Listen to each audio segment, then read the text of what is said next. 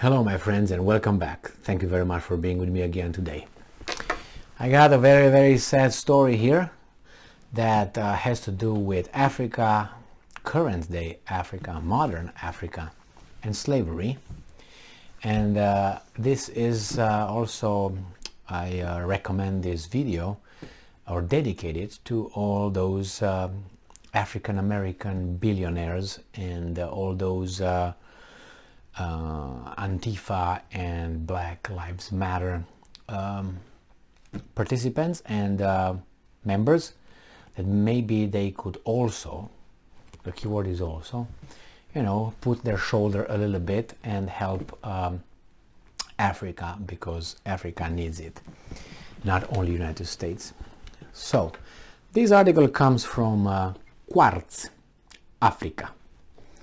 Still in chains, Africa is again the world's epicenter of modern-day slavery.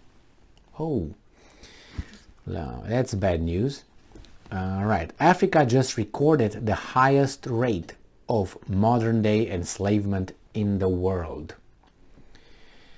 Armed conflict, state-sponsored forced labor, and forced marriages were the main causes behind the estimate 9.2 million Africans who live in servitude without the choice to do so, according to the 2018 Global Slavery Index. I don't know if such a thing exists, but now we do.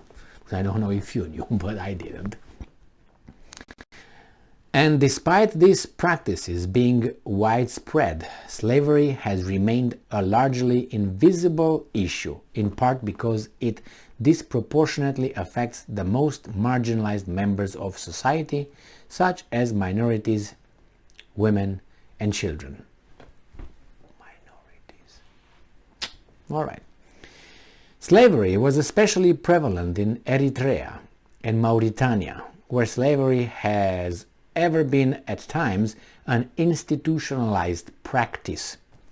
In Eritrea, for instance, the one-party state of President Isaiah, let's see on the other page, Afwerki or Afwerki, one of the two, has overseen a notorious national conscription service accused of drafting citizens for an indefinite period, contributing to the wave of refugees fleeing the country. Workers that have claimed that they were forced to work in the nation's first modern mine are also currently suing the Vancouver-based mining company Nefsun that owns a majority stake in the mine. Vancouver, Canada. Communist Trudeau, I have a complaint right here. You are part of it? Like that, but you are? Jesus, I know you Canadians like slavery. You're part of it. They will get to you because you allow this Nefsun or Nefsun to operate out of Canada knowingly. Now you know it. You can't deny it. Now you're part of it. If you didn't know it. And if you don't act, silence is violence. Remember? The situation is more acute in Mauritania, which has the title of the world's last country to abolish slavery. Mauritania? I thought that United States was the last one.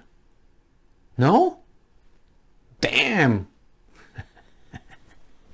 Wow, Mauritania. The Africans were the last country to abolish slavery. Okay, but thank God they did finally, right? Better, later than never. For centuries, members of the Black Haratin group were caught in a cycle of servitude with a slave status being inherited. Oh my God.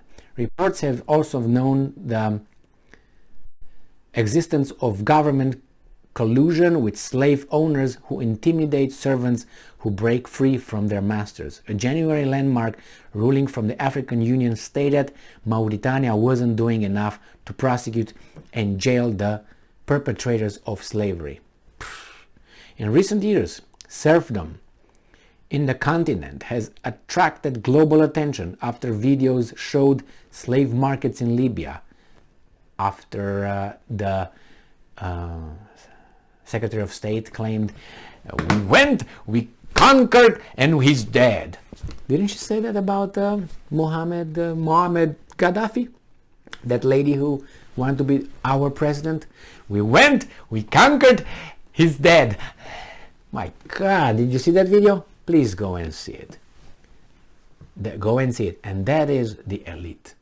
That's the creme de la creme of the American system, in intelligentsia and political system. So yeah, okay, in Libya, where African migrants were being auctioned off in car park. I saw that on video. It's on YouTube too. In car parks, garages, and as well as public squares.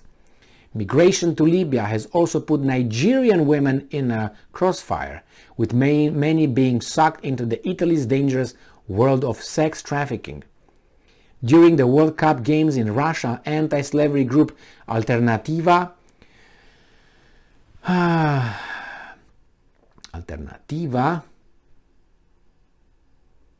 said sex traffickers were also planning to exploit Russia's lax visa rules for the soccer fanfare to pimp Nigerian women. All black. The study concluded in collaboration, conducted in collaboration with Walk Free Foundation and the International Labour Organization, also noted how consumers all over the world are getting products that at some stage were touched by the hands of modern-day slaves. This was especially the case with the G20 nations, who have strong laws and systems against servitude, but who collectively import $354 billion worth of at-risk products annually. As previous reports have shown, cases of slavery still persist lower down the supply chain in commodity-producing nations like the Democratic Republic of Congo and Côte d'Ivoire, the Ivory Coast. So my friends,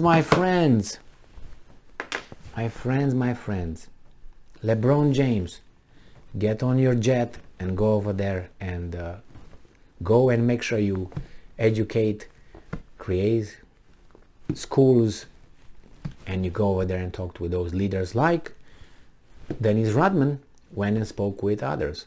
Be an ambassador for Africans, because you are so, and you think you are. Oprah. Do that. I know she does. And others. Go. Do it. And sometimes just take a notch down your volume here. All right? When you look at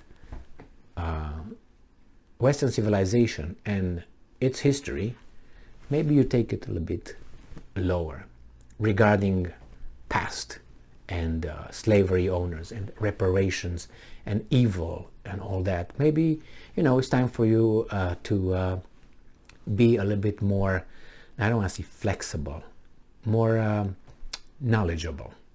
And if you're more knowledgeable, and if you're objective and you look for the truth, like this one right here, maybe you're gonna be a little bit more just.